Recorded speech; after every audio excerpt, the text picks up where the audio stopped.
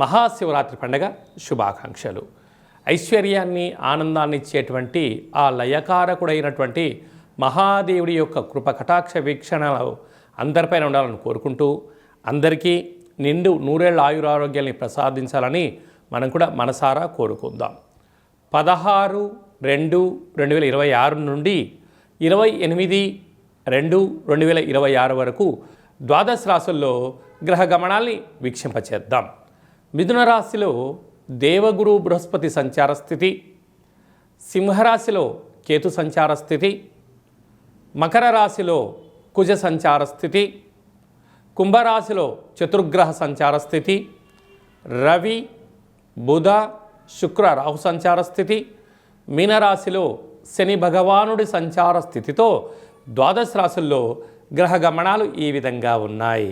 ధనుసు రాశి వారికి ఎన్నడూ లేనటువంటి విధంగా తృతీయ స్థానంలో చతుర్గ్రహ సంచార స్థితి ఉన్నప్పుడు దోషాన్ని తొలగించుకొని ఐశ్వర్యాన్ని పొందుతూ అర్ధాష్టమ శని భగవానుని యొక్క కృప కటాక్ష వీక్షణలు ఎలా పొందాలో ఈ వీడియోలో సవివరంగా సంపూర్ణంగా తెలుసుకుందాం. ధనుసు రాశిలో ఏ నక్షత్రాలు వస్తాయి అనగా మూలా నక్షత్రంలోని 4 పాదాలు, పూర్వాషాఢ నక్షత్రంలోని 4 పాదాలు, ఉత్తరాషాఢ నక్షత్రంలోని 1 పాదం కలిపితే ధనుస్సు రాశి. రాశాధిపతి దేవగురు బృహస్పతి.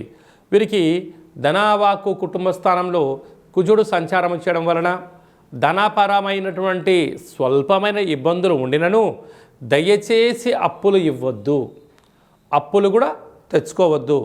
అందరూ కూడా మిమ్మల్ని యాంత్రిక జీవన విధానంలో డబ్బులు ఉన్నంత వరకే మీ దగ్గర ఉండడం, డబ్బులు అయిపోయిన తర్వాత మిమ్మల్ని దూరం చేసే పరిస్థితి ఉంటుంది. ఎందుకనగా ఇప్పటికీ అర్ధాష్టమ శని ప్రభావం కారణం వలన నిజం ఏమిటి, నీళ్లు ఏమిటి, పాలు ఏమిటి అంటే ధర్మాత్ములు ఎవరు, దుర్మార్గులు ఎవరు, సత్ప్రవర్తన ఎక్కడ ఉంది, దుష్ప్రవర్తన ఎలా ఉందో తెలుసుకున్నారు కనుకనే జీవితం ఇప్పటికీ మీకు బోధపడింది. కనుక పరిగెత్తి పాలు తాగేదానికన్నా నిలబడి నిమ్మరసం తాగుదాము అనేటువంటి మంచి స్థితికి మీరు చేరుకున్నారు. ఇదే స్థితిని మీరు కొనసాగించగలిగినట్లయితే రాబోయే కాలంలో మీకన్నా అదృష్టవంతులు ఎవరు లేరు. ఆత్మకారకుడు రవి, బుద్ధికారకుడు బుధుడు, కళత్రతకారకుడు శుక్రుడు, వాస్తు నరదృష్టికారకుడు రాహు తృతీయ స్థానంలో సంచారం చేయడం వలన మానవ సంబంధాలన్నీ కూడా ఆర్థిక సంబంధాలే. ఆర్థిక సంబంధాలు కూడా అనంతమైనటువంటి ఓవర్ ఎక్స్పెక్టేషన్స్ మీ మీద చాలామంది పెట్టుకున్నారు. వాటికి వాళ్ళేమనుకుంటారో వీళ్ళేమనుకుంటారో అనుకునేదానికన్నా ఎవరు ఏమనుకున్నా నాకు సంబంధం లేదు, నా జీవితం నా ఇష్టం, సత్ప్రవర్తన, ఆరోగ్యము, స్థితప్రజ్ఞత ఎవరైతే కలిగి ఉంటారో వారికి యోగదాయకం అని చెప్పి గమనించాలి. అర్ధాష్టమ శని సంచార స్థితి, మరొక వైపు విశేషమైన సప్తమంలో గురు సంచార స్థితి ఉండడం వలన ప్రేమికులు చాలా జాగ్రత్తగా ఉండాలి.